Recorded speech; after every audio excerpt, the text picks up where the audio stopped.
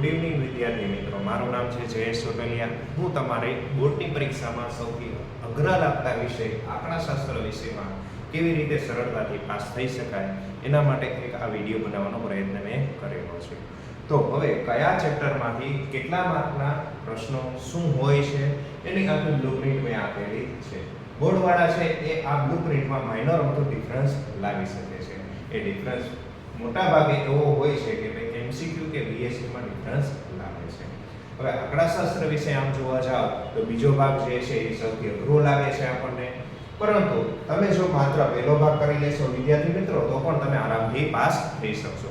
તો હવે આરામથી પાસ થવા માટે પણ આપણી પાસે મુખ્ય 3 ચેપ્ટર છે, જેમાંથી કોઈ પણ એક ચેપ્ટર તમે વ્યવસ્થિત રીતે કરી લેશો। સુરેખ સહસંબંધ, આ સુરેખ સહસંબંધ ચેપ્ટર કવર કરી લેશો, રેડી, તો એના 18 માર્ક છે। આ ઉપરાંત સુરેખીય સંબંધ, સુરેખ સહસંબંધ તમને વિદ્યાર્થી મિત્રો આવડતો હશે તો સુરેખીય સંબંધ તો આવડશે જ, તો સુરેખીય સંબંધના પણ કેટલા માર્ક છે? 16 માર્ક છે। આ ઉપરાંત સામાયિક શ્રેણી, સામાયિક શ્રેણી સુરેખીય સંબંધ તમને આવડતો હશે તો સામાયિક શ્રેણી આવડશે જ, કારણ કે સામાયિક શ્રેણીમાં પણ સૂત્ર કોના ઉપર આધારિત છે? તો કે સુરેખીય સંબંધ ઉપર આધારિત છે।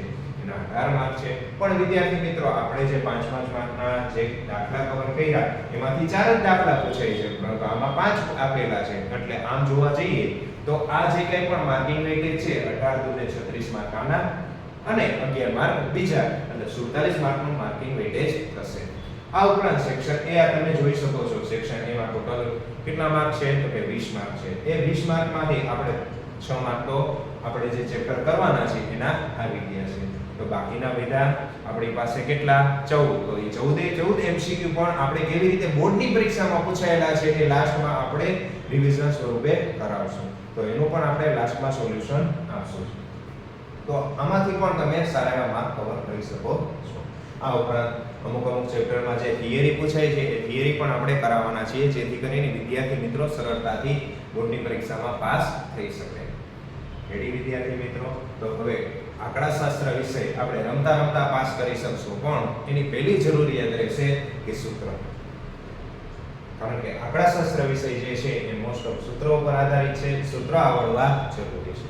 તો બધા ચેપ્ટરના આપણે સૂત્ર બોર્ડ ઉપર કરાવશું કે કેવી રીતે યાદ રાખવા, અમુક માટે ટ્રીક હશે એ પણ આપણે સમજાવશું, કયા દાખલા માટે કયા સૂત્રનો ઉપયોગ કરવો એ પણ આપણે સમજાવશું।